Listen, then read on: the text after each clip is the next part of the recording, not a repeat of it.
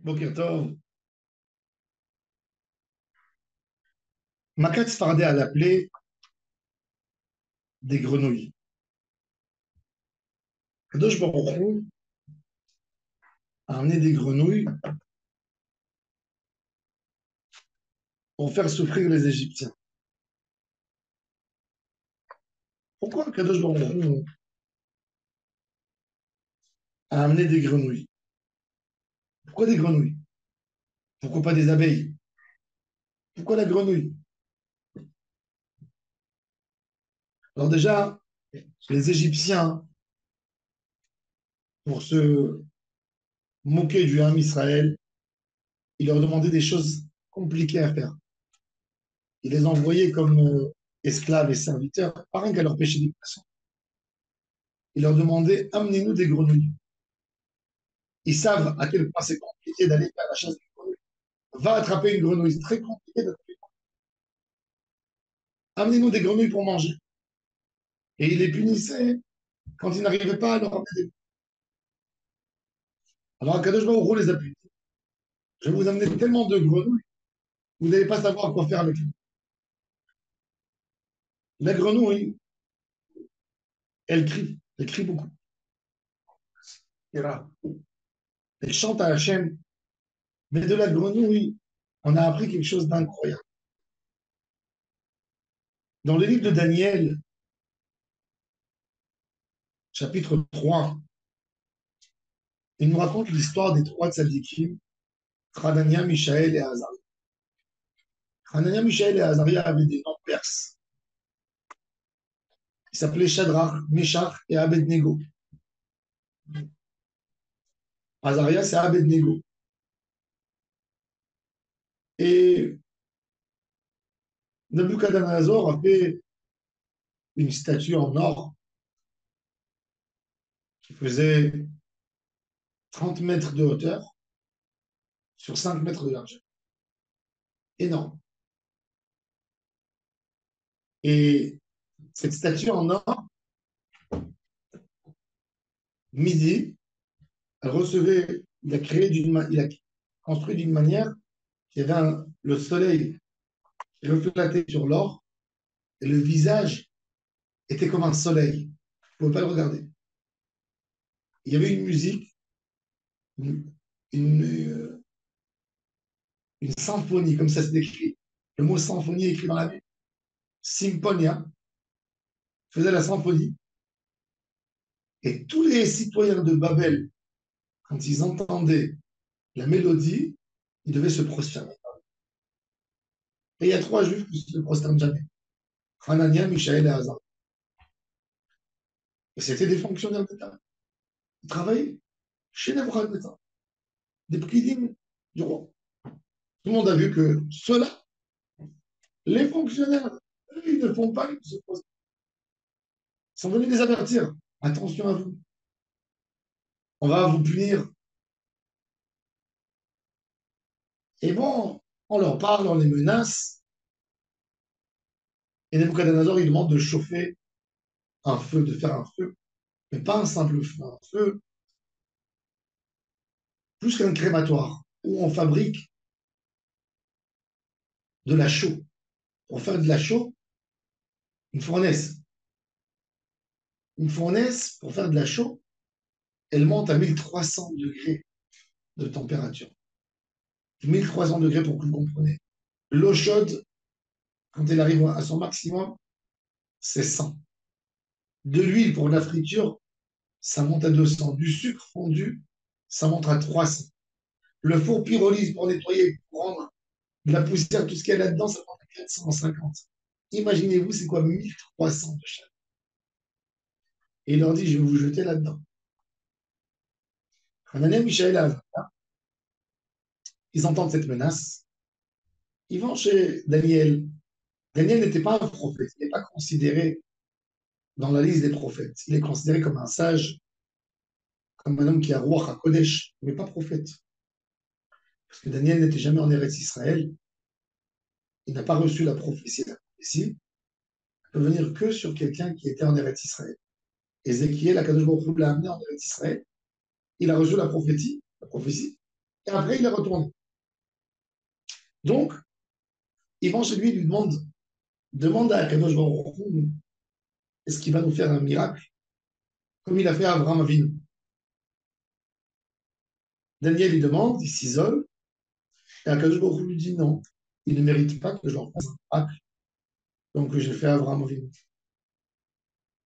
Quand Daniel, Michel, Azaria disent à Daniel, même s'il ne nous fait pas de miracle, ben nous on mourra pour eux. Et Daniel qui pleure, il leur dit, sauvez-vous, ne restez pas dans cet endroit risqué, sauvez-vous, allez plus loin, hein, comme ça. Et ils disent non, l'homme Israël est en train de fauter, nous on veut mourir pour Hachem, on veut être des martyrs. Quand ils sortent de la maison, trois jeunes, Daniel il pleure. Et Akadosh Baruch Hu lui dit, Daniel, pourquoi tu pleures? Je pleure pour ces jeunes. Il a dit, Akadosh Baruch Hu, je voulais les tester. Tu crois que je vais les laisser mourir? Nabucodonosor, quand il les a pris pour les jeter au feu, il les a attachés. Et l'ange Gabriel est venu, il a chauffé encore plus le feu de l'extérieur. Au point que quand on ne pouvait même pas s'approcher pour les jeter dans la fournaise, on les a pris de loin avec un bout de bois, comme une sorte de ressort, on les a jetés pour qu'ils tombent au feu au centre. Le feu était tellement puissant que quand ils étaient en l'air, les cordes pour attacher les mains s'est détaché de la puissance du feu, est devenu de la cendre. Et ils sont tombés dans le feu les trois. Nabucodonosor, il les entend chanter dans le feu. De loin, on lui construit une tour, et il monte, il regarde de la hauteur le feu. Et il voit quatre personnes dans le feu, pas trop. Et il dit, Hanania, Michael, Azaria, qui est avec vous? Ils lui disent un ange qui est venu pour nous préserver. Et il leur dit, Poukou, Poukou, Abdé, la santé, les serviteurs de Dieu, je vous promets que je ne vais rien vous faire. Ils sortent. Nabucodonosor, il s'approche, il voit que même leurs amis sentent. Il sent, il attrape, parce qu'ils disent les poils de leur barbe, peut-être. Je vais te toucher, ça va tomber comme quelqu'un qui s'approche du feu. Il touche, c'est normal. Il veut sentir l'odeur du feu sur leurs amis, il n'y a pas d'odeur. Et là, Nabucodonosor donne l'ordre de casser sa statue grâce à ces trois. Et ces trois, ils ont fait un kidouch Hachem énorme. Ils ont redonné, suite à ça, après, il va annuler les décrets pour les Juifs. Ils ont fait un effet incroyable. La Gemara a dit d'où ils avaient ce courage, être audacieux, d'où ils ont appris ça. Ils ont appris ça, hein, des grenouilles. Ils ont appris ça des grenouilles. Mitzvah de Kiddush Hashem. Akadosh Baruch Hu, quand il a dit à Moshe d'amener la plaie en Égypte, Moshe il va annoncer à Paro, il lui dit, tu sais, ils vont sortir les grenouilles, ils vont rentrer dans ta chambre de lit, ils vont venir dans tes repas, ils vont rentrer dans tes fours, parce qu'une grenouille, c'est une carapace. Quand une carapace, elle brûle dans le feu, ça dégage une odeur terrible. Il dit, ils vont être là-bas et te dégoûter. Maintenant, quand la grenouille, elle sort de l'eau, la grenouille, elle n'aime pas le feu. C'est anti son caractère. Je sais pas pourquoi ils donnent l'ordre aux grenouilles, allez envahir l'Égypte. Comme s'ils ont une langue. Une grenouille, c'est un animal. Il a peur d'un homme. Ça, ils vont rentrer partout. Ils sautent sur les hommes. Une grenouille, elle se sort d'un homme. Mais ils vont leur sauter dans les habits. Ça encore, ça va. Ça devient des commandos. Mais quelle grenouille a décidé d'aller se jeter dans le feu pour faire une mauvaise odeur insupportable pour les Égyptiens?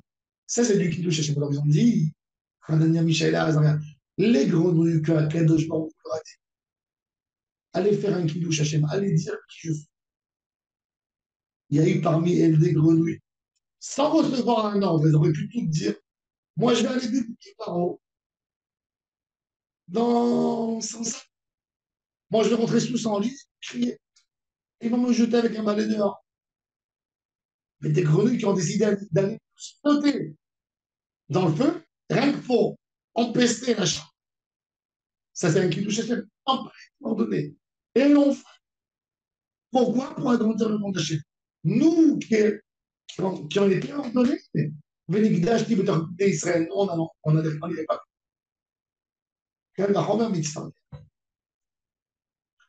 Donc, ces grenouilles, même un animal, de lui-même, il a envie de faire la kidusha. De là, on apprend, nous les hommes, à quel point on doit faire kidusha. Kiddush Hashem, c'est pas d'aller te jeter dans le feu, comme Rabbeinu Michel Elazar. C'est quand tu as une pensée de Yetzirara, c'est de dire, c'est Hashem qui remplit mon cœur.